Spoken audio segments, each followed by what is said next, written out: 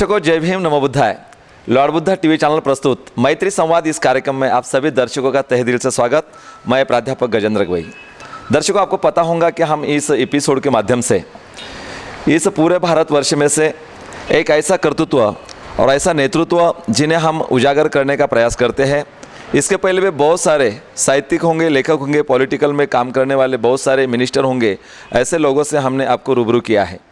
लेकिन आज इस एपिसोड के माध्यम से एक ऐसे व्यक्तित्व को हम पूरे भारतवर्ष के सामने लॉर्ड बुद्धा टीवी के चैनल के माध्यम से लाना चाहते हैं, जो व्यक्तित्व इस हमारे बुल्ढाना जिले का एक भूमिपुत्र जो आज सांसद बनकर पूरे भारतवर्ष में उभर कर आ रहे हैं। साथ ही साथ उनका जन्मदिन है और इसी मौके पर हम उनसे आपको रूबरू कराना चाहते हैं और वो नाम है सांसद प्रतापराव जी जाधव, बुल्ढाना लोकसभा मतदार संघ।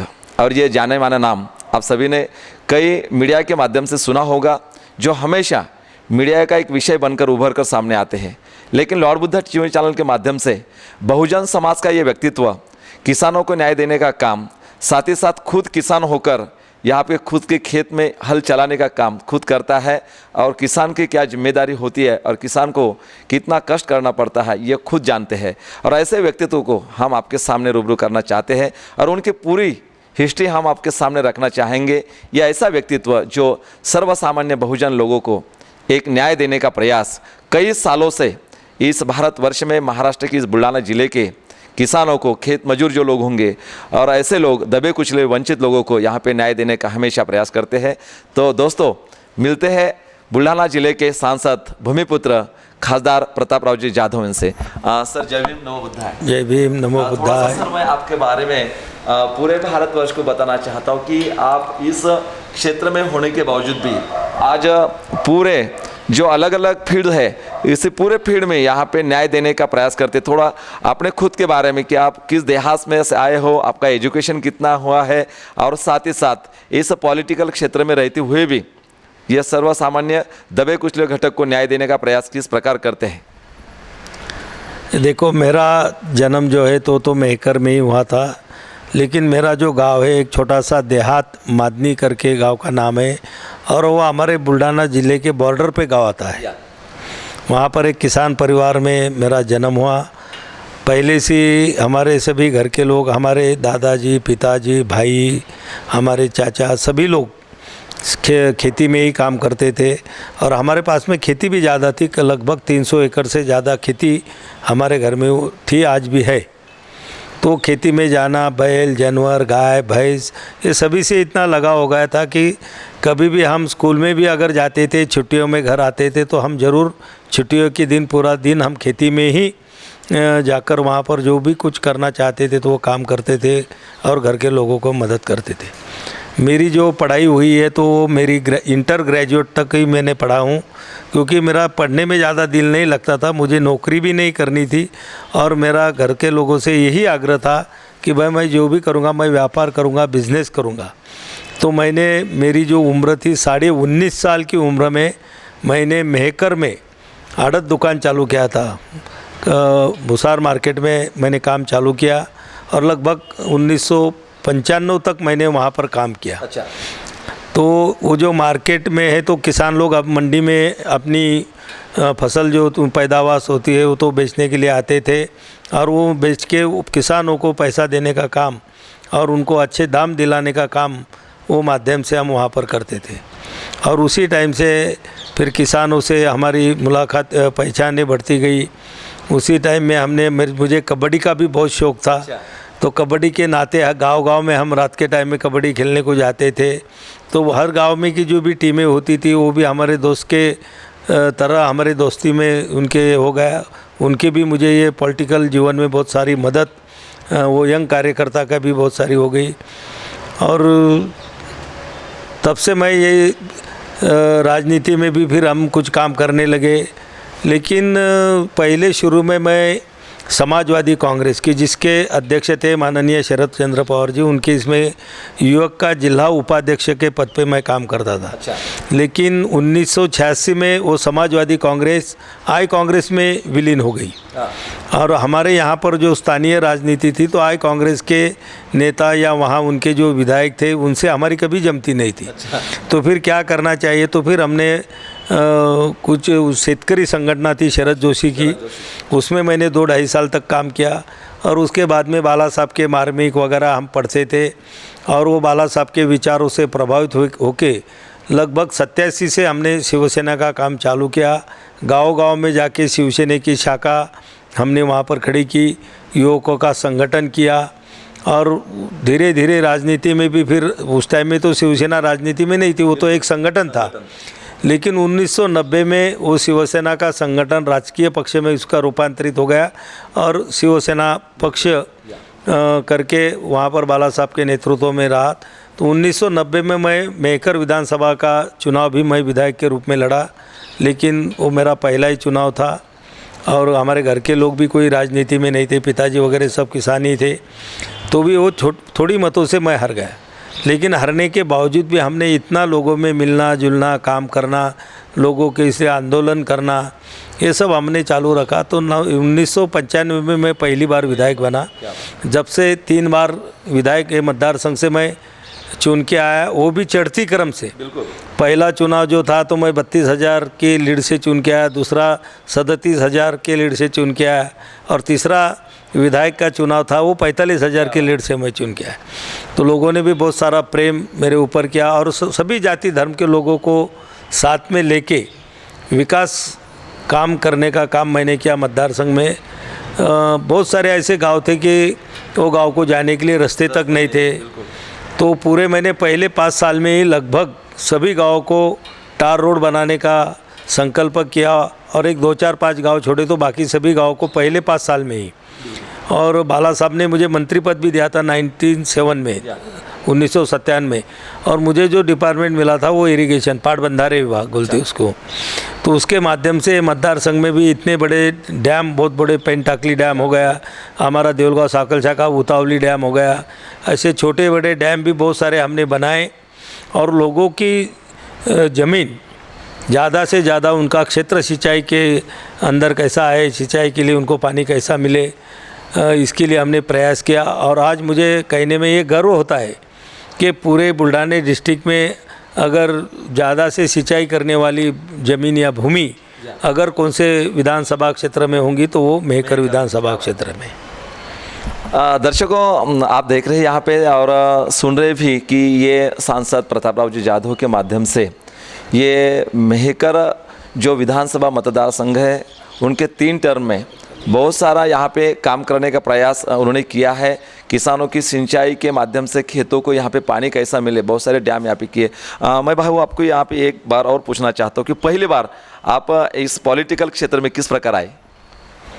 ये देखिए, जैसा ये पॉलिटिक्स के में तो मैं कॉलेज के टाइम में भी हम पॉलिटिक्स में थे। अच्छा।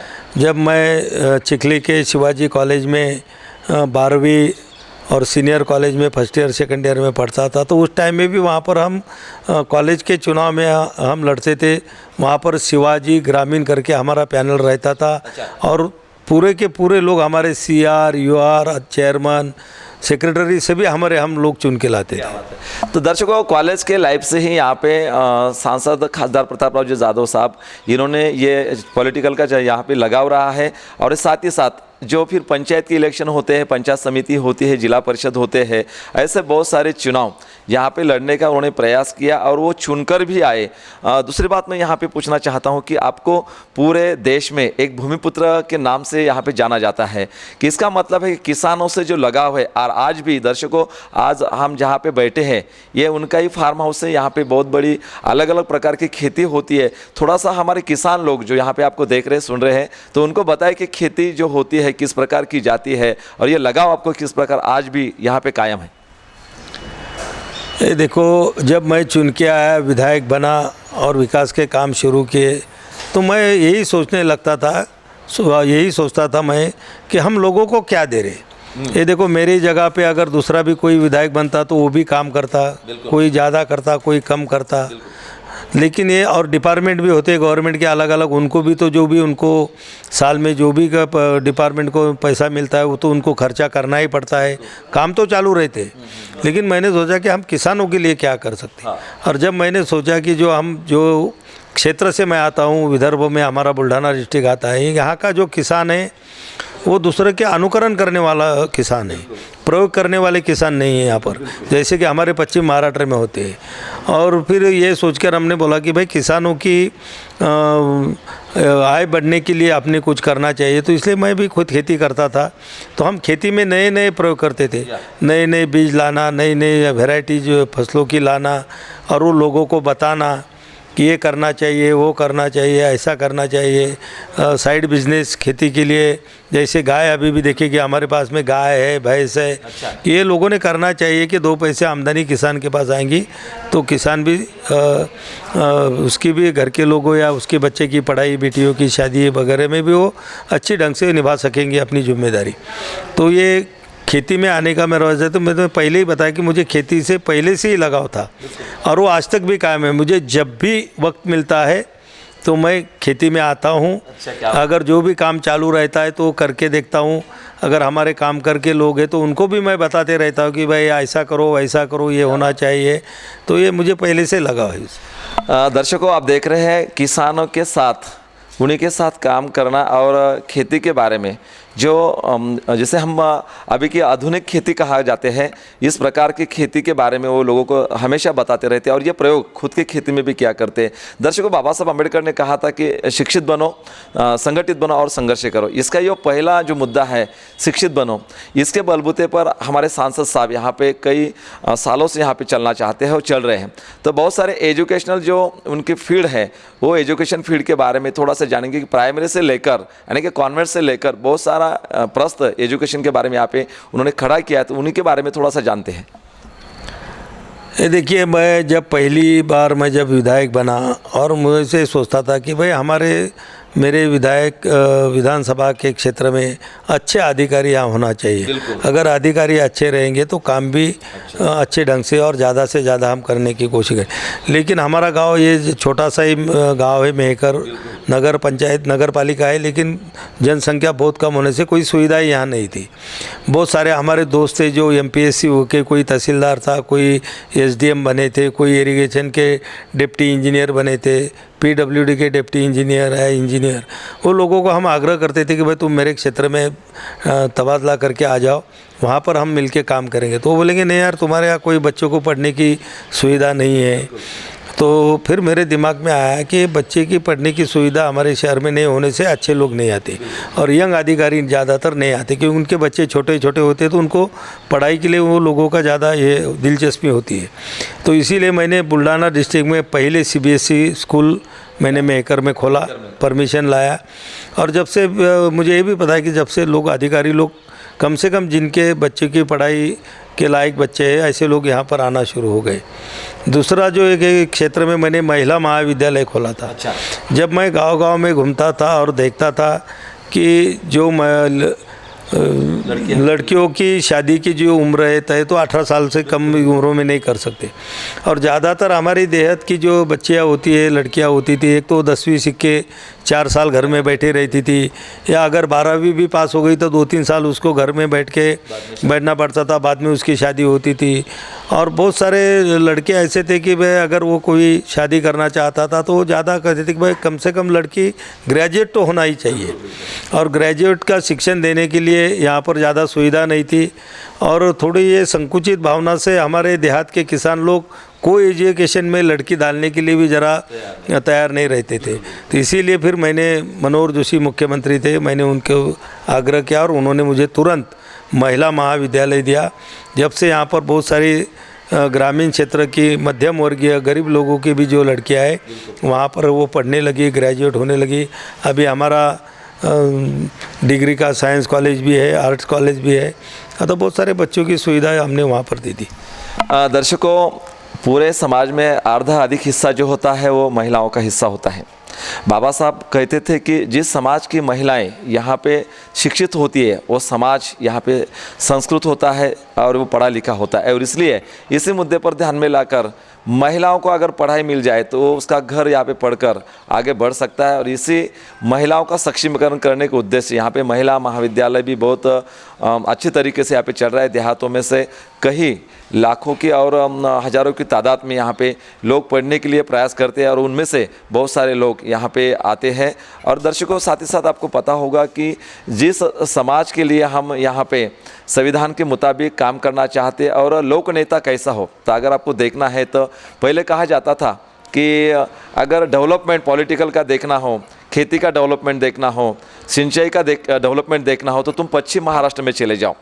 लेकिन हमारे सांसद खासदार प्रताप यादव के माध्यम से बड़े बड़े डैम और बड़े बड़े प्रकल्प यहाँ पे बन चुके हैं और उन्हीं के माध्यम से हम यहाँ पे कह सकते हैं कि आप भी अगर हमारे विदर्भ के इसी मेहकर और बुल्ढाने में आकर देखेंगे और ख़ास तौर पे मेहकर विधानसभा में आकर देखेंगे, यहाँ पे पूरा आपको इरिगेशन ही दिखाई देगा या हरित क्रांति किसे कहते हैं ये आपको दिखने को मिलेगा। सर, मैं आपको एक बार और पूछना चाहूँगा कि यहाँ का जो युवा है, युवा के लिए आपकी जो पॉलिसी है या धोरण है किस प्रकार का है?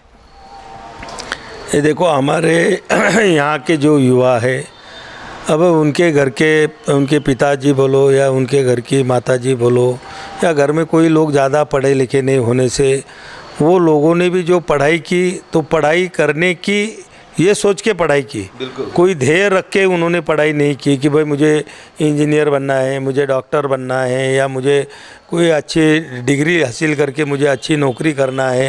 या तो इसकी वजह से जो भी लड़के हमारे पढ़ाई करके आए, कोई ग्रेजुएट पोस्ट ग्रेजुएट, लेकिन उनको तो नौकरी इतने लोगों को तो नहीं लग सकती थी और लगी भी नहीं, तो फिर वो बेकार हो गए।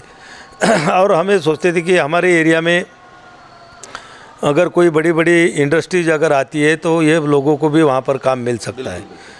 बहुत सारी कोशिश हमने की, लेकिन यहाँ इंडस्ट्रीज़ वाले आने को तैयार नहीं थे, क्योंकि इंडस्ट्रीज़ को जो इंफ्रास्ट्रक्चर जिसको बोलते हैं कि हमको जो प्राथमिक सुविधाएं जो होना चाहिए, खासे रास्ते होंगे, वही प्राथमिक सुविधाएं नहीं थी कि यार एक तो उनको ट्रांसपोर्टिंग की सुविधा होनी चाहिए, बड़ी इंडस्ट्री लाना है तो उनको बिजली की सुविधा होनी चाहिए, पानी की सुविधा होनी चाहिए, बाकी ये सब सुविधा वहाँ पर मिलना चाहिए।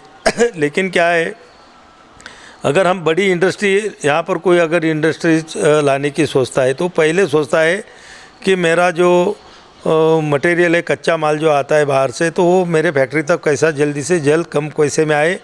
अगर मैं जो भी वहाँ पर वो फैक्ट्री में जो भी चीज़ें बनेंगी वो तो पूरे हमारे देश में नहीं बिकती, हो तो विदेश में भी भेजना पड़ती है, तो विदेश भेजने के लिए भी सुविधा क्या है। और ये हमारा जो मेरा क्षेत्र है तो वो तो मुंबई से भी 500 किलोमीटर आता है, नागपुर से भी 300-350 किलोमीटर है, रूरल एरिया है पूरे। ये होने की वजह से यहाँ पर कोई फैक्ट्री बड़ी नहीं आई। लेकिन बाद में यहाँ पर हमारे देवेंद्र फडणवीस जी जब मुख्यमंत्री थे, उनके टाइम में समृद्धि महामार्ग का उन्होंने ऐलान किया और उस टाइम में पूरे महाराष्ट्र में उसका जोर शोर से विरोध हुआ। सभी मुंबई से लेके नागपुर तक के लगभग सभी विधायक, सभी सांसद वो रोड के खिलाफ थे क्योंकि वो रोड इतना बड़ा था कि लगभग 120 मीटर चौड़ाई का वो रोड बन रहा है। उन्होंने प्रेजेंटेशन भी दिया, ये भी दिया कि भाई ट्रांसपोर्टिंग की सुविधा जब तक विदर्भ को नहीं मिलेंगी हमारे को, तब तक कोई इंडस्ट्रीज हमारे इधर नहीं आएंगी। लेकिन हमारे किसान लोगों का भी विरोध था, लेकिन मैं अकेला ही सांसद ऐसा था कि मैंने खुले में आके उसका समर्थन किया कि भाई ये रोड बनेगा तो ही हमारी प्रोग्रेस होंगी, इंडस्ट्रीज आएंगी, हमारे यहाँ के जो भी पढ़े लिखे बेकार बच्चे हैं उनको नौकरियाँ वहाँ लगेंगे, जो जैसा शिक्षित है, जिसकी जो क्वालिटी है, क्वालिफिकेशन है, उसके हिसाब से वहाँ पर वो काम उसको जवाब मिलेगा। लेकिन फिर गवर्नमेंट ने भी उसके इतने दाम दिए ज़मीनों के कि फिर किसान लोग भी तैयार हो गए और आप समृद्धि बन के तैयार है। 8-15 दिन में भी उसका उद्घाटन हमारे देश के पंतप्रधान नरेंद्र मोदी के हस्ते होने वाला है। तो पहले अगर यहाँ से अगर जो लोडिंग ट्रक है यहाँ से अगर उसको JNPT के पोर्ट पे जाना है तो उसको कम से कम 35-36 घंटे लगते थे। अब ये समृद्धि बनने से वो ज़्यादा से ज़्यादा 8 से 9 घंटे में वहाँ पहुँचने वाला है। और उससे भी ज़्यादा आगे सोच के इसमें ये करा है कि हमारे जालना में ड्राई पोर्ट बना है। अब ये ड्राई पोर्ट बनने से हमको अगर माल एक्सपोर्ट करना है तो हमको JNPT जाने की ज़रूरत नहीं, हम जालना से ही हमारा माल एक्सपोर्ट हो जाएगा। और जालना यहाँ से 90 किलोमीटर के अंदर है, जालना जाने के लिए 1.5 घंटा लगेगा यहाँ से। और अगर कोई माल इंपोर्ट भी करते हैं कच्चा माल, तो हमको उसकी डिलीवरी जालना ड्राई पोर्ट से ही हमको मिलेंगी, इंडस्ट्रीज वालों को मिलेंगी। तो इसके तो आगे 10 साल के बाद में तो हमारा यहाँ का जो प्रोग्रेस है तो बहुत ज़ोर शोर से आगे जाएगा। लेकिन आज हमारे लोगों के दिमाग में ये बात नहीं कि भाई क्या होगा क्या नहीं, और जो कुछ होने वाला है उनके सोच के परे है। बिल्कुल, उन्होंने कभी ये बारे में कभी सोचा भी नहीं, और किसने बताया तो उनका विश्वास भी उसके ऊपर बैठा नहीं। लेकिन ये होगा, और जल्दी 10 साल के अंदर यहाँ का सब तुमको बदलाव लगेगा। दर्शकों, समृद्धि के बारे में यहाँ पे सांसद साहब ने बताया है कि लेकिन लोगों के दिमाग के बाहर की कुछ बातें यहाँ पे होती है, और आज सही मायने में देखा तो एक देखने जैसा ये समृद्धि महामार्ग बाला साहब ठाकरे के नाम से यहाँ पे है, और वो देखने जैसा है, और इसी के माध्यम से बहुत बड़ा प्रोग्रेस इस विदर्भ के इलाके का होने वाला है। तो दर्शकों, ये लॉर्ड बुद्धा टीवी चैनल की पेशकश है मैत्री संवाद, और इससे भी और हम सांसद साहब से रूबरू आपको कराते रहेंगे, लेकिन लेते एक छोटा सा ब्रेक।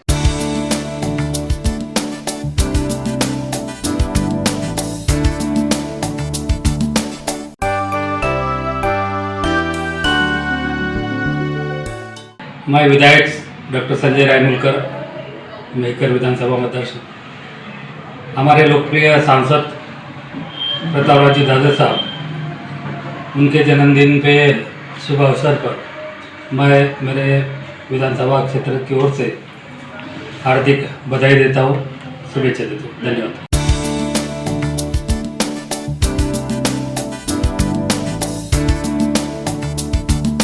दर्शकों, ब्रेक के बाद आप सभी दर्शकों का तहे दिल से स्वागत। आप लोग देख रहे हैं लॉर्ड बुद्धा टीवी चैनल की प्रस्तुति मैत्री संवाद, और इस मैत्री संवाद कार्यक्रम में हम आपको रूबरू करा रहे हैं बुल्ढाना महाराष्ट्र के सांसद भूमिपुत्र खासदार प्रतापराव जी जाधव इन्हीं से। तो बहुत सारी चर्चा हम उन्हीं के साथ करना चाहते हैं। हर एक मुद्दे को हम यहाँ पे आपके सामने उजागर करने का प्रयास लॉर्ड बुद्धा टीवी चैनल के माध्यम से करेंगे। सर, मैं आपको एक बात और पूछना चाहूँगा कि आपका ये जो पूरा पॉलिटिकल क्षेत्र का जीवन प्रवास है, तो ये विधायक से लेकर सांसद तक ये प्रवास आपका कैसा रहा? देखो, मैंने आपको पहले बताया कि मैं 3 बार यहाँ से विधायक बना, और विधायक के नाते महाराष्ट्र गवर्नमेंट की जो भी स्कीमें हैं वहाँ से स्टेट गवर्नमेंट से ज़्यादा निधि लाके काम करने की कोशिश की। लेकिन 2009 में डीलिमिटेशन हो गया। तो फिर डीलिमिटेशन होने की वजह से क्या हो गया, मेरा जो विधायक का मेहकर विधानसभा क्षेत्र था वो रिजर्वेशन में रिजर्व हो गया, SC रिजर्व हो गया, और बुल्ढाना लोकसभा क्षेत्र जो पहले SC रिजर्व था वो ओपन हो गया। तो फिर मुझे हमारे पार्टी की तरफ से भी बोला कि भाई अभी आपको लोकसभा ही लड़ना है। तो लोकसभा के लिए फिर मैंने थोड़ी तैयारी की, थोड़ी मेहनत भी ली, और 2009 से लेकर आज तक 3 बार सांसद के नाते मैं यहाँ पर बुल्ढाना डिस्ट्रिक्ट का नेतृत्व हमारे देश का जो सर्वोच्च सभागृह कहते हैं लोकसभा में मैं कर रहा हूँ। ये देखिए, तो वो अभी आप लोग भी देखते हैं, आप भी घूमते होंगे डिस्ट्रिक्ट में, कि मैं सांसद होने के बाद में लगभग 7,500 करोड़ के कंक्रीट रोड बुल्ढाना डिस्ट्रिक्ट में बन चुके आज बन चुके। कोई 100 किलोमीटर लंबाई का है, कोई 50 है, कोई 40 है। लगभग सब बड़े लोग जो रोड थे जो स्टेट के अंदर थे उनको हमने अपग्रेड करके नेशनल हाईवे बना के सेंट्रल के तरफ से पूरा पैसा लाके उसके कंक्रीट रोड हमने बनाए। उसके बाद में हमारे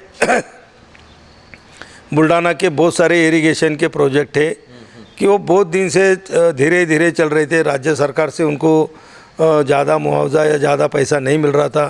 फिर हमने केंद्र सरकार के तरफ भी बहुत बार वो सवाल उठाए, और फिर केंद्र सरकार के माध्यम से भी 5,000 करोड़ रुपए जो हमारे चालू प्रोजेक्ट है, जैसे कि हमारा ज़िले का सबसे बड़ा जो इरिगेशन का प्रोजेक्ट है हमारा जिगांव प्रकल्प करके, और उसमें ऐसे 9 प्रकल्प थे मतदार संघ के मेरे कॉन्स्टिट्यूंसी के। तो 9 प्रकल्प के लिए 5,000 रुपये सेंट्रल गवर्नमेंट से अलग से हमने यहाँ पर निधि लाया, जो अभी उसके काम भी बहुत ज़ोर शोर से पूरी जगह पे वहाँ पर चालू है। तो सिंचाई के बारे में भी सेंट्रल से निधि पहले कभी नहीं आया था, ये मैं सांसद बनने के बाद ही लाया। और उसके बाद में रास्ते भी कभी कंक्रीट रोड नहीं थे, हाई रोड अच्छे नहीं थे, अभी रोड भी अच्छे बनाए, ट्रांसपोर्टिंग सुविधा भी हो गई। अभी जल जीवन मिशन के अंतर्गत जो केंद्र सरकार की योजना है जल जीवन मिशन, जल जीवन मिशन के अंदर जिले के लगभग सभी गांव को नल द्वारा घर में पानी देने की स्कीमें हमने बनाई और आज हज़ारों करोड़ रुपए के काम हमारे डिस्ट्रिक्ट में, मेरे कॉन्स्टिट्यूंसी में अभी चालू है। पहले खाली नल योजना बनती थी, स्टैंड पोस्ट लगते थे, पानी मिलता नहीं था, और वो भी पानी पूरा नहीं मिलता था, पूरी क्षमता से नहीं मिलता था। अभी तो ये जो स्कीमें बनाई है कि अगले 30 साल की वो गांव की जनसंख्या क्या रहेंगी और सबको, हर आदमी को कम से कम एक दिन के लिए 55 लीटर पानी, पहले 40 के हिसाब से योजना बनती थी, अभी 55 लीटर के हिसाब से योजना बनाई और बहुत सारे काम डिस्ट्रिक्ट में अभी चालू है। दर्शकों, जो सांसद अपने क्षेत्र में हर एक जो लास्ट वाला घटक होता है ग्रासरूट लेवल पे, उसका रहन सहन के लेकर, रोड रास्ते से लेकर, बिजली से लेकर, यहाँ पे पानी तक की सुविधा, इस हमारे मतदाताओं को यानी कि हर एक नागरिक को किस प्रकार की मिले, ये सुविधा देखने का प्रयास करते हैं। वैसे देखा जाए तो ये बुल्ढाना डिस्ट्रिक्ट जो है, और ये 2 टप्पे में, यहाँ पे 2 भागों में विभाजित है, जिसे घाट के ऊपर बोलते हैं और घाट के नीचे बोलते हैं। वैसा देखा जाए तो घाट के नीचे का जो इलाका है, वहाँ से शेगांव से लेकर नागपुर या बॉम्बे जाने वाली यहाँ पे एक रेलवे लाइन बनी है, लेकिन घाट का ऊपर जो हिस्सा है और इधर ये लाइन यहाँ पे नहीं दिखाई देती। तो भी खामगांव से लेकर जाने वाला ये कई सालों का मुद्दा, जो ट्रेन जाने वाली है, जिसका कई बार यहाँ पे सर्वेक्षण हो चुका है, लेकिन सांसद प्रतापराव जी जाधव जब से इस बातों में जब यहाँ पे सवाल उठते हैं तो उसके लिए यहाँ पे बहुत प्रोग्रेसिव रहते हैं और अग्रेसिव यहाँ पे रहने का प्रयास करते हैं। थोड़ा सा उसके बारे में हम अपने दर्शकों को यहाँ पे बताना चाहेंगे कि खामगांव जालना ये जो रेलवे लाइन है, इसके बारे में बताएं।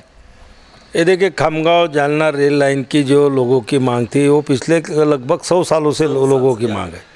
अंग्रेज के ज़माने में वो, मुझे लगता है कि लोग बताते कि सैंक्शन हुआ था, काम भी होने वाला था, लेकिन उसके बाद में अंग्रेज चले गए और वो काम पीछे रह गया।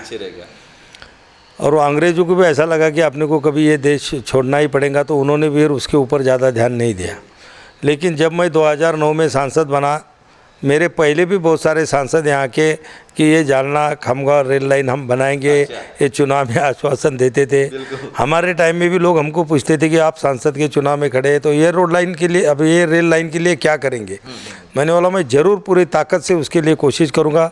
और मुझे यहाँ पर कहने में हर्ष होता है कि 2010 में ही, उसका पहले कभी सर्वेक्षण नहीं हुआ था, 2010 में उसके सर्वेक्षण के लिए पैसे सेंट्रल से मंजूर हुए। वहाँ से सर्वेक्षण हुआ और जब वो लगभग 500 करोड़ का उन्होंने 1500 कुछ करोड़ रुपए का उन्होंने उसका एस्टिमेट भी निकाला था। लेकिन रेलवे डिपार्टमेंट घाटे में होने के नाते वो भी पूरा पैसा नहीं दे सकते थे। फिर उन्होंने कंडीशन डाली कि अगर कोई स्टेट में रेल लाइन बनाना है तो आधा पैसा स्टेट ने खर्चा करना चाहिए, आधा सेंट्रल उनको मदद करेंगी। उस टाइम में यहाँ पर जो कांग्रेस की सरकारें थी हमारी महाराष्ट्र में, तो उनके पास भी मैंने बहुत बार उनको भी पत्राचार किया कि भाई हमको ये 50% खर्चा करने की आप हम ही ले लो, ये तो 1 साल में नहीं लगने वाला है, तो धीरे धीरे लगेंगे 5-10 साल में। तो उस टाइम में कोई सक्सेस नहीं हुआ, तो वो वैसा ही 10 साल तक रगड़ते रहा। उसके बाद में हमारी गवर्नमेंट आ गई, फिर हमने हमारे गवर्नमेंट से फिर अभी और कोशिश चालू की। अभी उसका फिर से डिटेल सर्वे हुआ और एस्टीमेट भी अभी बन गया, लगभग 3000 करोड़ के पास का उसका एस्टीमेट अभी ये 2-4 दिन में अभी संसद में रेलवे बोर्ड के तरफ वो चला जाएगा। और हमने हमारे मुख्यमंत्री माननीय एकनाथ राव जी शिंदे साहब से भी बात की है, माननीय देवेंद्र फडणवीस जी से भी मेरी बात हुई है कि भाई ये रास्ते का जो भी 50% राज्यों को खर्चा करना है तो उसका लेटर आप सेंट्रल रेलवे विभाग को दीजिए कि भाई हम 50% खर्चा करने के लिए तैयार है। और मुख्यमंत्री ने भी वैसे ओरली कह दिया कि ज़रूर ये रेल मार्ग के लिए हम मदद करेंगे। तो मुझे पूरी आशा नहीं, मुझे पूरी विश्वास है कि ये रेल लाइन ज़रूर बन जाएगी। दर्शकों, अगर ये खामगांव जालना सांसद साहब के प्रयास से यहाँ पे रेल लाइन बनेगी तो यहाँ के बहुत सारे युवाओं को और हर एक लोगों को यहाँ पे रोज़गार मिलने का बहुत बड़ा यहाँ पे प्रयास हो सकता है।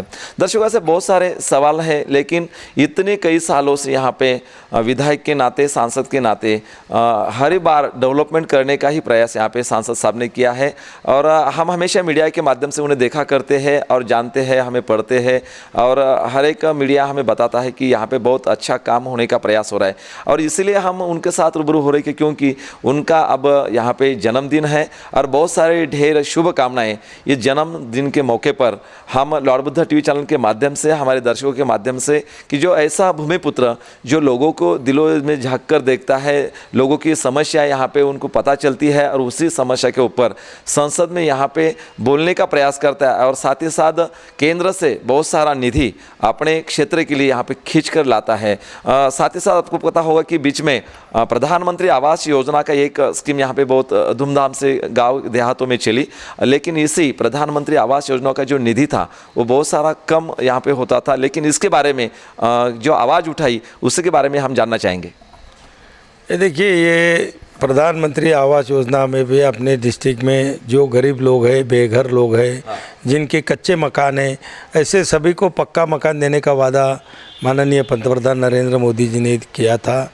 और उसी के नाते हम पार्लियामेंट में यही कोशिश करते हैं कि भाई ज़्यादा से हमारे यहाँ के जो गरीब लोग ज़्यादा है, सबसे विदर्भ में और महाराष्ट्र में सबसे पिछड़ा जिला करके बुल्ढाना ज़िले की पहचान है, तो ज़्यादा से ज़्यादा निधि हमें मिलना चाहिए। तो उसने कोशिश किया और उसमें बहुत सारे पैसे भी ज़्यादा हमको मिले। इतना ही नहीं तो हम बार बार सोचते कि अभी आपने देखा होगा कि सोयाबीन के जो भी बाहर से जो ऑयल आता था तो उनके ऊपर टैक्सेशन बहुत कम कर दिया था। और हमारा जो एक्सपोर्ट होता था उस पर भी कोई हमारे सरकार ने निर्बंध लाए थे, तो वो हटाने के लिए भी मैंने सांसद के नाते सांसद भवन में बहुत सारी कोशिश की और उसका फल भी अच्छा मिला कि अभी सरकार ने उसके सब निर्बंध हटा दिए।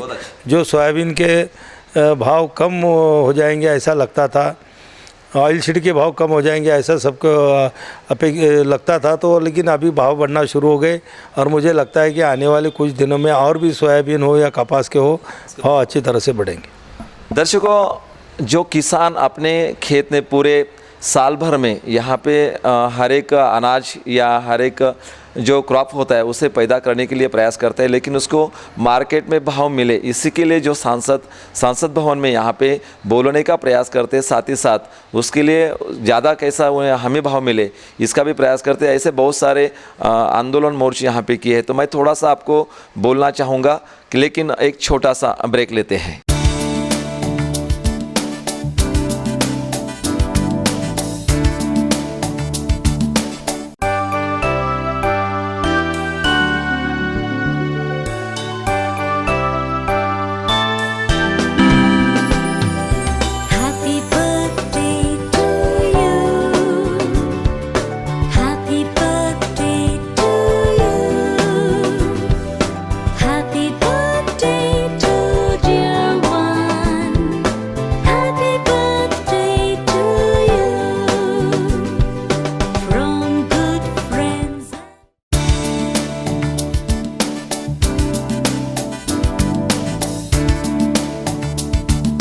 दर्शकों, फिर से आप सभी का तहे दिल से स्वागत। आप लोग देख रहे हैं लॉर्ड बुद्धा टीवी चैनल की प्रस्तुति मैत्री संवाद, और इस मैत्री संवाद में आज हमारे साथ जुड़े हैं महाराष्ट्र बुल्ढाना जिले के सांसद भूमिपुत्र खासदार प्रतापराव जी जाधव। बहुत सारे विषयों पर हम उन्हीं से रूबरू आपको करा रहे हैं और बहुत सारे विषयों के साथ उन्हीं से आपको और यहाँ पे उजागर करने का प्रयास करते हैं। दर्शकों, आपको पता होगा कि हर एक विषय को यहाँ पे न्याय देने का काम खासदार सांसद प्रतापराव जी जाधव कर रहे हैं।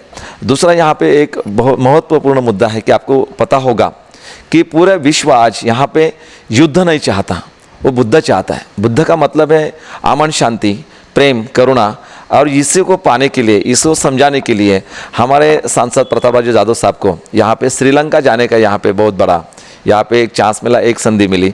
लेकिन उनका वो जो एक्सपीरियंस था और उसके बावजूद उन्हें में जो बदलाव यहाँ पे आया है, बुद्ध की ये समता की विचारधारा, बुद्ध की ये शांति करुणा की विचारधारा किस प्रकार अपने कार्यकर्ता के जरिए और अपने लोगों के माध्यम से पूरे जिले में, पूरे हमारे क्षेत्र में यहाँ पे पहुँचाने का प्रयास करते हैं। देखो, मैं श्रीलंका भी गया था, वहाँ पर बुद्ध धर्मीय लोग बहुत ज़्यादा तादाद में वहाँ रहते हैं। ऐसा नहीं कि वहाँ ही रहते, अपने हिंदुस्तान में भी बहुत सारे स्टेट ऐसे हैं कि वहाँ पर बौद्ध धर्म के लोग ज़्यादा रहते हैं। कि जैसे मैं अब लद्दाख गया था, वहाँ पर तो लगभग 99% तक बुद्धिस्ट लोग वहाँ रहते हैं। मैं बिहार में गया होके आया, जितने में हमारे तथागत भगवान गौतम बुद्ध के जो भी तीर्थ स्थल है लगभग सभी देखने का मौका सांसद के नाते वो गांव में जाने का हमको मिला। वहाँ का हमने भी थोड़ा, लोगों ने भी हमको वहाँ का जब इतिहास है वो बताया, उसके बारे में जो कहानियाँ है उसके बारे में भी हमको रूबरू किया। ये देखिए तथागत भगवान गौतम बुद्ध जी ने जो ये बुद्ध धर्म की स्थापना की थी, तो एक सरल धर्म बिल्कुल कि किसी को भी आचरण करने के लिए किसी को तकलीफ नहीं होंगी। और ये जो था कि कर्म कांड ये वो, इससे सबसे अलग निकल के उन्होंने एक शांतता प्रिय धर्म स्थापन करके अपना नाम उन्होंने ये किया और लोगों को भी बहुत अच्छी दिशाएं दी। तो वो जब मैं श्रीलंका में जब हम घूमते थे, हम तो टूरिस्ट करके ही गए थे, गांव में देहातों तक गए, तो हमको एक लगा कि जैसा कि अभी महाराष्ट्र में हमारे हिंदू धर्म में हर घर के आंगन के सामने एक तुलसी का झाड़ होता है, तुलसी वृंदावन जिसे कहते हैं, तुलसी वृंदावन होता है, उसमें तुलसी का पेड़ होता है, दिया लगाया हुआ होता है। हमने वहाँ पर देखा कि हर सादा गरीब की झोपड़ी क्यों ना होती, लेकिन उनका साफ सुथरा आंगन, और आंगन में एक छोटा सा तथागत भगवान गौतम बुद्ध जी की मूर्ति और उनके पास में मोमबत्ती या दिया जलते हुए दिखता था हर घर के सामने। तो वो और उनका जो प्रार्थना थी वो लोगों का भी जब मिले, उनका जो स्वभाव मिलन जालन था, तो बहुत ही अच्छा प्रभाव वो लोगों के ऊपर था। इसीलिए देश के अनेक दुनिया के अनेक देशों में भी बौद्ध धर्म का प्रसार भी हुआ है और बहुत सारे लोग ये धर्म को मानते भी है। आज हमारे भी महाराष्ट्र में भी डॉक्टर बाबा साहेब अम्बेडकर के नेतृत्व में भी बौद्ध धर्म का प्रचार और प्रसार बहुत ज़ोर शोर से हुआ। और यही जो था कि बौद्ध धर्म की जो 5 तत्व जो बताए जाते हैं, पंचशील हम कहते हैं उनको, तो पंचशील का आचरण सभी ने करना चाहिए, ना कि सिर्फ बौद्ध ने। वो सभी के लिए एक प्रेरणा या सभी के लिए एक अच्छा रहने की, समाज में एक अच्छा बदलाव लाने की उसमें क्षमता है। और निश्चित रूप से दया, क्षमा, करुणा, ये सभी जो उनके प्रार्थना से या उनके चरित्र से हमको दिखते हैं, तो उनका आचरण करने की हमने कोशिश करना चाहिए। सिर्फ धर्म से काम नहीं चलता, तो धर्म गुरु ये हमारे धर्म के जो संस्थापक है, उन्होंने जो हमारे धर्म के बारे में जो भी आचरण हमको बताया है, तो उसका हमने स्वीकार करना चाहिए, हमारे इसमें उसको बदलाव उसके माध्यम से लाना चाहिए। दर्शकों, आपको पता होगा कि बुद्ध का यह धम्म और धम्म की विचारधारा सही मायने में श्रीलंका में या लद्दाख में जाकर यहाँ पे हमारे बुल्ढाना जिले के भूमिपुत्र सांसद प्रताप जाधव ने खुद यहाँ पे देखी है। बुद्ध का जो विचारधारा है पंचशील के ऊपर और बुद्ध का पूरा धम्म ये आचरणशीलता के ऊपर यहाँ पे अनुसर अगर किया जाता है, तो सही मायने में बुद्ध का जो इफेक्ट होता है वो हर एक के संसार में, हर एक की जिंदगानी में या जीवन में आ सकता है। बुद्ध का इसी तत्व के कारण पूरे विश्व में ये विचारधारा आज फैल चुकी है। साथ ही साथ आपको पता होगा कि खास तौर से राष्ट्रपति भवन में भी यहाँ पे एक बुद्ध की प्रतिमा लगाई है और बहुत सारा बुद्ध का ही प्रभाव, बुद्ध की विचारधारा का प्रभाव हम मानव जाति का कल्याण करने के लिए, मानव को यहाँ पे दुख मुक्त करने के लिए ये बुद्ध की विचारधारा यहाँ पे दी जाती है। और यही विचार अपने इस सांसद के क्षेत्र में या पूरे इस देश को जब जब हमारे सांसद प्रबोधित करते हैं, तो बुद्ध का ही मानवतावाद का विचार यहाँ पे प्रेरित करने का काम करते हैं। और इस मुद्दे पर हम एक नया सवाल हमारे सांसद जो है उनको हक से यहाँ के करना चाहेंगे कि जिस प्रकार अनेक धर्म की स्थली यहाँ पे तीर्थ क्षेत्र का दर्जा देकर बहुत सारा डेवलपमेंट करने का काम किया है, लेकिन हम भी चाहते कि हमारे मेहकर में एक ऐसा बहुत बड़ा बौद्ध महाविहार बने या हमारे परिसर में एक ऐसा बौद्ध महाविहार बने, ताकि जहाँ पे लोगों को विपश्यना के माध्यम से शांति और यहाँ पे सलोका कायम रखने के माध्यम से एक ऐसा स्थल उन्हीं के कार्यकाल में आने वाले कई सदियों तक,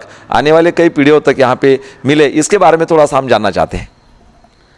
देखिए, मैं जब विधायक था तभी भी और अभी मैं सांसद के नाते भी जो हमको जो अभी एमपी लाड का जो भी पैसा मिलता है 5 करोड़ रुपए, उसमें से 25% पैसा हमको SC ST लोगों के विकास में, वो कम्युनिटी के विकास के लिए, विकास काम करके लिए और उनकी जो भी ज़रूरतें होती है वो ज़रूरतें पूरे करने के लिए करना पड़ता है।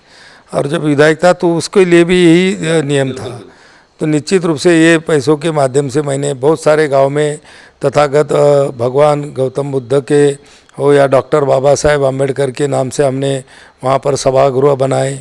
बहुत सारी जगह पे हमने बौद्ध विहार भी बना के दिए, उसमें से कि जो बौद्ध भिक्षु हमारे जो प्रचार प्रसार के लिए आते हैं, लोगों को समाज में एक अच्छा संदेश देने के लिए या लेके आते हैं, तो उनके रहने की व्यवस्था करने के लिए भी बुद्धवार भिक्षु निवास जिसे बोलते हैं, भिक्षु निवास भी हमने वहाँ पर बंधे। और लोनार में भी हमने पीछे होगा। लेकिन एक इसमें एक मैं भी बताऊंगा कि समझो कि ये हम लोग जो काम करते हैं तो वो काम के पीछे उसका ये करने के लिए भी कुछ कार्यकर्ता ने आगे आने की ज़रूरत है। दर्शकों, यही तो मैं लॉर्ड बुद्धा टीवी चैनल के माध्यम से आपको बताना चाहता हूं कि बाबा साहब के संविधान के माध्यम से, जिसे हम लोक नेता या लोक प्रतिनिधि कहते हैं या उन्हें चुनकर देते हैं, तो वहाँ पे संसद हो या किसी विधायक जो हो, तो वहाँ पे विधानसभा में या संसद में जाकर लोगों के ही काम करने के लिए, लोगों को डेवलपमेंट की तरफ लेके जाने का प्रयास करते हैं। लेकिन जब तक लोगों को अपनी खुद की समस्या का पता नहीं होगा, हमें क्या चाहिए और हमें क्या नहीं चाहिए, और ये विषय लेकर हम जब तक हमारे सांसदों की तरफ, हमारे विधायकों की तरफ नहीं जाएंगे तो उन्हें भी कैसा पता चलेगा। आपको पता चलता है कि आज इस देश में लोग धर्म के नाम पर, पंथ के नाम पर यहाँ पे हमें बांटने का काम करते हैं। लेकिन हमारा लोक नेता, हमारा लोक प्रतिनिधि, ये पूरे समाज का लोक नेता होता है, पूरे समाज के लिए वो काम करना चाहता है। लेकिन लोग जातिवाद या पंथवाद या एक अलग अलग कुछ विषय लेकर अपने दिलों में एक नफरत भरकर उनके साथ पहुंचने का काम नहीं करते। तो दर्शकों, ये कार्यक्रम के माध्यम से मैं आपको पूरे भारतवर्ष को बताना चाहूँगा, अगर आपके एरिया में, आपके क्षेत्र में कोई भी सांसद हो या विधायक हो, लेकिन उन्हें हमारे समाज की समस्याएं बताने का प्रयास करेगा और साथ ही साथ हमारे समाज के लिए ऐसा कुछ नया बनाने का यहाँ पे प्रयास करेगा, यही हमारे लोक नेता का काम होता है और करने का हमेशा प्रयास करते रहते हैं। दर्शकों, ऐसे बहुत सारे सवाल समाज के लिए हम यहाँ पे पूछना चाहेंगे और साथ ही साथ हमारे क्षेत्र के विकास के लिए पूछना चाहेंगे। एक लास्ट वाला एक मेरा सवाल यहाँ पे हो सकता है कि जैसे आपने बताया सांसद साहब ने कि उनको जितना भी निधि केंद्र से आता है या विधायक के माध्यम से उन्हें राज्य की तरफ से आता है, तो वो निधि में से 25% निधि ये जो मागास वर्गीय कम्युनिटी होती है, SC ST होते हैं, इन लोगों के लिए, उनके डेवलपमेंट के लिए यहाँ पे खर्चा करना पड़ता है। तो मैं आपको इसी इंटरव्यू के माध्यम से, इसी मैत्री संवाद कार्यक्रम के माध्यम से, हमारे जो जाने माने सांसद है खासदार प्रताप जाधव, इन्होंने आज तक जो थोड़ा थोड़ा जो काम यहाँ पे किया है SC कम्युनिटी के लिए, खासतौर पे बौद्ध कम्युनिटी के लिए, तो थोड़ा सा मैं लॉर्ड बुद्धा टीवी चैनल के माध्यम से उन्हें यहाँ पे रूबरू करना चाहता हूँ। देखो, मैंने पहले ही बताया कि ये जो कोई धर्म हो, सभी धर्म की जो सिखवन होती है वो तो अच्छी होती है, भाईचारा रखने की होती है, एक दूसरे से संबंध अच्छे रखो, एक दूसरे को मदद करो, एक दूसरे को आगे बढ़ाने में भी सहयोग करो, ये तो सभी धर्म की सिखवन है। वैसे ही बौद्ध धर्म का भी ये सिखवन है, तो भी सभी धर्मों से जैसे ही उनकी भी सिखवन यही है कि सभी लोगों ने भाईचारा रखना चाहिए, ये रखना चाहिए। अभी आपने पूछा था कि भाई अपने एक इलाके में भी, मेहकर जैसे शहर में भी एक आधा बड़ा बुद्ध विहार होना चाहिए, सही बात है। ये देखिए, मैं ये सोचता हूँ धर्म के जितने भी हमारे धार्मिक स्थल होते हैं वो हमारे शक्ति स्थल होते हैं। देखो, श्रद्धा भी होते हैं और शक्तिपीठ भी वहाँ पर होते हैं। मैं इसलिए शक्ति का नाम दे रहा हूँ उसे कि देखो, समाज एक रहो लेकिन उसके मत प्रवाह अलग अलग होते हैं, उनकी विचारधाराएं अलग होती है। लेकिन जब भी कोई धार्मिक कार्यक्रम वहाँ पे होता है तो सभी विचारधारा के अलग अलग मतदान वाले भी लोग सब अपने विचारों के जूते बाहर रख के एक धार्मिक भावना से वहाँ जमा होते हैं। तो समाज को संगठित करने का काम, समाज को सुसंस्कृत करने का काम और समाज में अच्छी व्यवस्था लाने का काम यह हमारे धार्मिक स्थलों से ही हो सकता है। बिल्कुल, बहुत अच्छी बात। और ये धार्मिक स्थलों का विकास होना इसीलिए जरूरी है। बहुत अच्छी। दर्शकों, इतनी अच्छी बात यहाँ पे सांसद ने हमारे साथ रखी है कि कोई भी धार्मिक स्थल हो, उस धार्मिक स्थल पर लोग श्रद्धा युक्त भावना से वहाँ पे आ जाते हैं और हमारे में जो बीच में दिलो दिमाग में जो द्वेष मच्छर होता है एक दूसरे के प्रति, एक अलग भावना होती है। लेकिन हम कोई मंदिर में या कोई मस्जिद में या कोई भी विहार में आते हैं तो हमें यहाँ पे सही मायने में जो हमारा श्रद्धा स्थान होता है उनके सामने नमन करके झुक जाने का एक बड़ा एहसास वहाँ पे होता है। और ऐसे स्थानों पर डेवलपमेंट करने का प्रयास यहाँ पे सांसद के माध्यम से होता रहता है।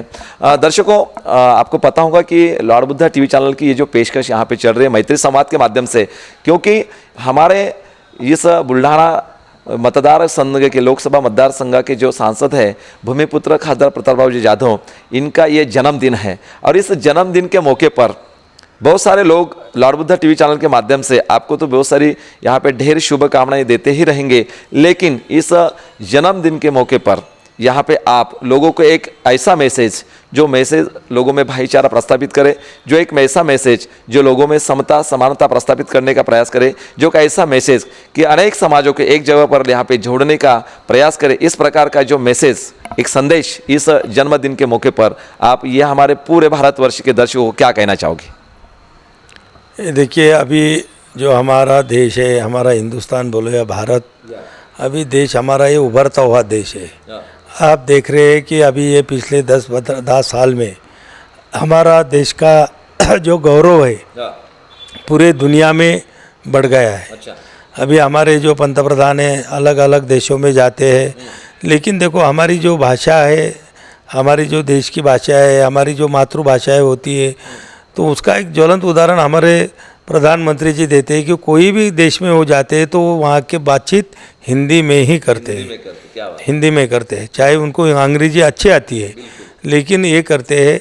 और मेरा संदेश लोगों को यही रहेगा कि देखो, भाईचारा आपस में अच्छा रहना चाहिए, एक दूसरे को मदद करना चाहिए। अगर अपने में का ही कोई आगे बढ़ना चाहता है तो उसको अपनी तरह से जितना भी सहयोग हम कर सकते हैं उतना करने की कोशिश हम लोगों ने करनी चाहिए। और एक समाज अगर सुदृढ़ बनता है तो उससे देश भी सुदृढ़ बनता है। दर्शकों, अगर समाज सुदृढ़ बन जाए तो पूरा देश एक दिन यहाँ पे सुदृढ़ बन जाता है या सशक्त बन जाता है।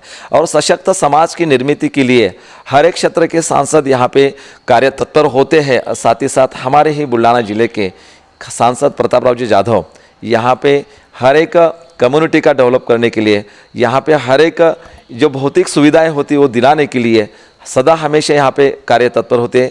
आपको भी हम यहाँ इस कार्यक्रम के माध्यम से बताना चाहेंगे कि आप भी अलर्ट रहिए, सतर्क रहिए और अपने लोक प्रतिनिधियों के माध्यम से उन्हीं के साथ खड़ा होकर उन्हीं से हमारा डेवलपमेंट किस प्रकार हो जाए, इसके लिए आप यहाँ पे कार्यरत रहने का प्रयास करें। दर्शकों, बहुत सारे सवाल और बहुत सारे जो हमारे दिलो दिमाग में कुछ ऐसे सवाल थे, उन्हीं के बारे में हमारे सांसद साहब ने खुलकर यहाँ पे हमारे साथ बातचीत की है। और जाते जाते थोड़ा सा एक बवाल यहाँ पे पूरे महाराष्ट्र में चल रहा है कि अभी सांसद साहब की जो भूमिका है, अभी आपने देखा होगा बीच में हमारे महाराष्ट्र गवर्नमेंट सरकार में अभी जो बदलाव सरकार में हुई है, लेकिन बाला साहब की शिवसेना जिन्हें बोलते हैं, उन्हीं के साथ उनका जो विचार है, उनकी भूमिका है, थोड़ा सा ये जाते जाते हम जानने का प्रयास करेंगे। ये देखिए, मैं पिछले लगभग 36-37 साल से शिवसेना में काम कर रहा हूँ और शिवसेना प्रमुख हिंदू हृदय सम्राट बाला साहब ठाकरे के विचारों से प्रभावित होकर ही मैंने शिवसेना में काम शुरू किया था। आज भी उनके विचारों का पूरा प्रभाव हमें हमारे दिल और दिमाग पर भी छाया हुआ है। लेकिन पीछे हमने जो देखा कि हमारे शिवसेना पक्ष के जो हमारे उद्धव जी ठाकरे थे, वो हम सब लोग विधायक और सांसद, हम भारतीय जनता पक्ष शिवसेना युति में हम लोग चुन के आए और विधानसभा के चुनाव के बाद में उन्होंने खुद को मुख्यमंत्री बनने के लिए भाजपा को बाजू करके कांग्रेस और राष्ट्रवादी कि जिनके साथ में बाला साहब ठाकरे हो या हमारे जैसे कार्यकर्ता हो, ये कांग्रेस एनसीपी के खिलाफ ही हमारा संघर्ष रहा है, संघर्ष करते आए हैं और उनके खिलाफ ही हम चुनाव जीतते आए हैं। और ये राजनीति में एकदम उलटफेर ऐसा होगा कि जो हमारे समान विचारधारा वाली भारतीय जनता पार्टी को बाजू में करके कांग्रेस और राष्ट्रवादी जैसी अलग विचारधाराओं से तालमेल करके खुद मुख्यमंत्री बनने का प्रयास या कोशिश माननीय उद्धव जी ठाकरे जी ने की, वो किसी को रास नहीं आई। वो करने के बाद में भी जो बाला साहब के विचार थे, कट्टर हिंदुत्ववाद था, उनका हिंदुत्ववाद बोले तो वो स्पष्ट रूप से बोलते थे कि भाई मेरा हिंदुत्व कोई जानने वाला है, ऐसा मेरा हिंदुत्व नहीं है। मैं हिंदुत्व बोले तो राष्ट्रीयत्व। और वो मुसलमानों के बारे में भी बोलते थे कि हम मुसलमानों के खिलाफ नहीं है, जो हमारे देश का मुसलमान है, हमारे देश को अपना देश मानता है, इस मिट्टी से ईमान रखता है, तो हमारा भाई है। हम हमारा छोटा भाई है, बड़ा भाई है, हम उसको गले लगाने को तैयार है, कंधे को कंधा लगा कर उसके साथ में हम काम करने को तैयार है। लेकिन जो भी कोई हमारे देश में रहेगा यहाँ से आके यहाँ पर सब खाएंगा पिएंगा और दूसरे हमारे शत्रु राष्ट्र के अगर गुण गाएंगा उसे जिंदाबाद कहेंगा, ये हमको कभी भी पसंद नहीं था। उसका हम विरोध करेंगे और करते थे और करते रहेंगे। ये बाला साहब की शिकवत थी आज भी हमारे इसमें। लेकिन हमने पिछले 2.5 साल में जो महाविकास आघाड़ी कांग्रेस राष्ट्रवादी के साथ में शिवसेना को लेके उद्धव जी ठाकरे साहब ने बनाई थी, हमने देखा कि इन्होंने सभी मुद्दे बाला साहब के छोड़ दिए। बाला साहब तो खुले कहते थे कि जिस दिन भी मेरी शिवसेना की कांग्रेस होंगी उस दिन मैं मेरा शिवसेना का दुकान बंद कर दूंगा। बोले तो मेरा पार्टी ही बर्खास्त करूंगा, किसी को मैं उम्मीदवारी नहीं दूंगा और किसी को कोई चुनाव नहीं लड़ूंगा। लेकिन उन्होंने ये सब लाल डालिया। अभी देखो पिछले भी बार कई ऐसे मुद्दे हो गए कि संसद में 3 तलाक के खिलाफ वहाँ पर बिल आया, वहाँ पर हमको भी उद्धव जी ने आखिरी तक कभी बताया नहीं कि भाई इसको सपोर्ट करना है या अपोज करना है। कभी भी द्विधा मनस्थिति में रहे। अगर सपोर्ट करता बोलता हूँ तो कांग्रेस नाराज़ हो जाती है, नहीं करते हो तो अपने लोग नाराज़ होते हैं, तो कुछ भी नहीं बोलते थे। तो भी हमने 3 तलाक के बिल का समर्थन पार्लियामेंट में हमने खुद होके किया। उसके बाद में बाला साहब ठाकरे खुद कहते थे कि मुझे एक दिन का प्रधानमंत्री इस देश का बनाओ, मैं कश्मीर की 370 कलम हटा के बताऊंगा। अब उनके इसमें तो ये नहीं हो सका, लेकिन जब नरेंद्र मोदी जी पंतप्रधान थे, अमित शाह जी गृह मंत्री थे, इन्होंने ये 370 कलम हटाने के लिए उन्होंने हटाई। हमने भी उसको सपोर्ट किया, लेकिन हम खुले हाथ से उसका स्वागत नहीं कर सके, क्योंकि यहाँ पर कांग्रेस एनसीपी साथ में होने से गठबंधन से वजह से हम उसका स्वागत नहीं कर सके और हमारा जो भी ये था उत्साह हम लोगों को नहीं बता सके। तीसरी जो बात थी कि राम मंदिर, देखो ये राम मंदिर के लिए कई सालों से हमारी भावना थी कि हमारे श्री राम जी का जन्म हुआ है, यहाँ पर उनके जन्मस्थल पर अच्छा राम मंदिर बड़ा बनना चाहिए। और उसके लिए बहुत सारे आंदोलन हुए, बहुत सारे लोग शहीद हुए, बहुत सारे लोगों की जानें चली गई। और आखिरी में जब राम मंदिर बनने का टाइम आया, वहाँ पर भी हमको जाने नहीं दिया। जब नरेंद्र मोदी ने उनका जो भूमि पूजन शिलान्यास किया था तो उस कार्यक्रम में, और उसका जो स्वागत पूरे देश में लोगों ने किया था, तो हम स्वागत भी नहीं कर पाए उसका कि भाई अच्छा काम हो रहा है, हमारी भावना जो हम लोगों की मांग थी वो पूरी हो रही है। तो उसका हम उत्साह से उसका स्वागत भी नहीं हम कर पाए। तो ये बहुत सारी जो चीज़ें थी ये दिल को चुभती थी।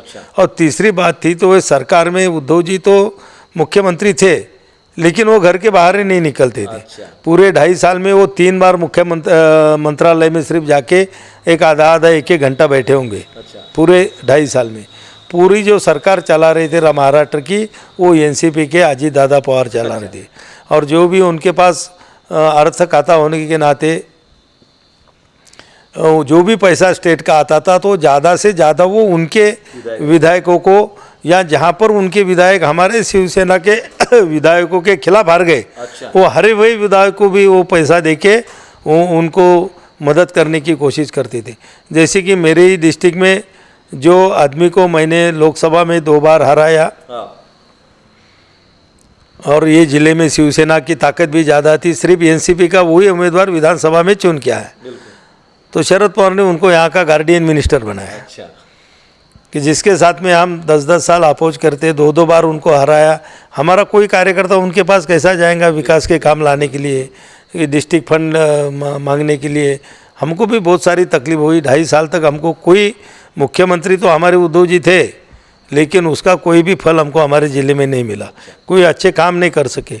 और यही भावना सब शिवसेना के बहुत सारे विधायक और सांसदों में थी। अब आप देख रहे हैं कि 55 में से कम 40-42 विधायक बाहर चले गए थे, 2 वापस आ गए। उसमें से कौन से उनके कुछ के खुद के निजी कारण होंगे, लेकिन आज भी बहुत सारे विधायक ऐसे हैं कि जो हमारे वो मुख्यमंत्री एकनाथराव शिंदे के संपर्क में है। और मैं भी दावे से कहता है कि हमारे जो 18 सांसद लोकसभा में थे, 18 में से 15 सांसद ऐसे थे वो कि भाई ये कांग्रेस और राष्ट्रवादी के साथ में अलायंस नहीं रखना चाहिए। उसमें से तो हम अभी 12 के 13 हो गए, 13 सांसद तो अलग हो गए। बाकी के भी जो 2-3 आने वाले, तो उनके जो स्थानीय राजकारण होता है उसके जो प्रॉब्लम है उसकी वजह से वो रुके हैं। लेकिन मुझे पूरी खातिरी है कि जब भी चुनाव जाहिर हो जाएंगे तो वो लोग भी मैदान छोड़ के इधर वो शिवसेना को छोड़ के आएंगे। और रोज़ तो महाराष्ट्र में देख रहे हैं कि ये जो बाला साहब की शिवसेना है, बाला साहब एकनाथराव शिंदे के नेतृत्व में, उसमें बहुत सारे शिवसेना के लोग रोज़ हजारों के सैकड़ों के तादाद में लोग इधर आ रहे हैं और जनाधार भी अच्छा मिल रहा है। आप देख रहे हैं कि ऐसा होगा, नहीं तो शिवसेना से इतनी बड़ी लोगों ने बाहर जाना ये कोई मामूली बात नहीं थी। लेकिन देखो कहाँ पर भी कुछ नहीं हुआ, खाली वो बोलते हैं खोके खोके बोलते हैं, लोगों को भावनिक आह्वान वो करते हैं। मेरी विनंती उनको कि देखो भावना के ऊपर राजकारण या पॉलिटिक्स नहीं चलता, आपको काम बताना पड़ता है। और आज के जो मुख्यमंत्री है वो 24 घंटे में से 20-20 घंटे वो लोगों को मिलते हैं, काम करते हैं, फटाफट निर्णय लेते हैं। और विधायकों के हो या सांसदों के हो या हमारे महाराष्ट्र की जनता के हित के सभी निर्णय वो लेना शुरू कर दे तो ये लोगों को ये मुख्यमंत्री भी पसंद आने लगा है। और इसीलिए हमने ये निर्णय लिया कि भाई हम कांग्रेस राष्ट्रवादी के साथ के अलायंस में महाविकास आघाड़ी में नहीं रहेंगे।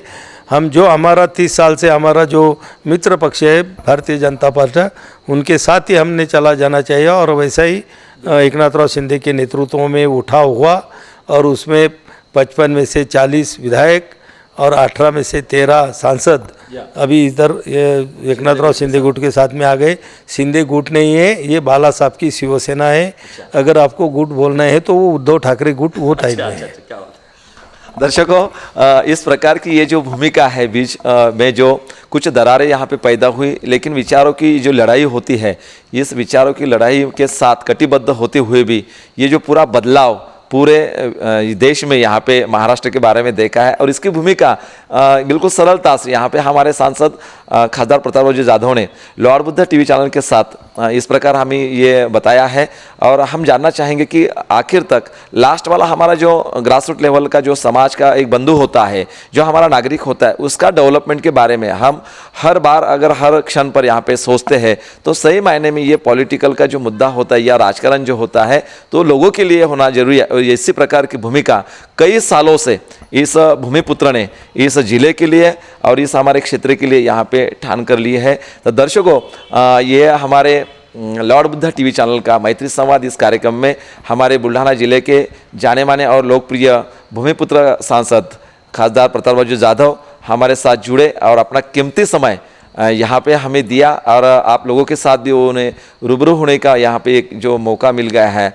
और इसीलिए उनका जो यहाँ पे जन्मदिन है, ऐसे लोक नेता को लॉर्ड बुद्धा टीवी चैनल के माध्यम से और हमारे पूरे लाखों करोड़ों तादाद में पूरे भारत भर ये भारतवर्ष में देखने वाले लॉर्ड बुद्धा टीवी के दर्शकों के माध्यम से ये उनको शुभकामनाएं देते हैं। उन्हें लंबी उम्र यहाँ पे मिले और बहुत सारा काम जिंदगी के लास्ट सफ़र तक यहाँ पे करने का यहाँ पे ये प्रकृति और ये निसर्ग उन्हें यहाँ पे ऐसा आशीष दे, इस प्रकार की ये संभावनाएं और ये शुभकामनाएं उन्हीं के साथ रखता हूँ। सर, आप हमारे साथ जुड़े और हमसे आप रूबरू हुए, इसके लिए थैंक यू।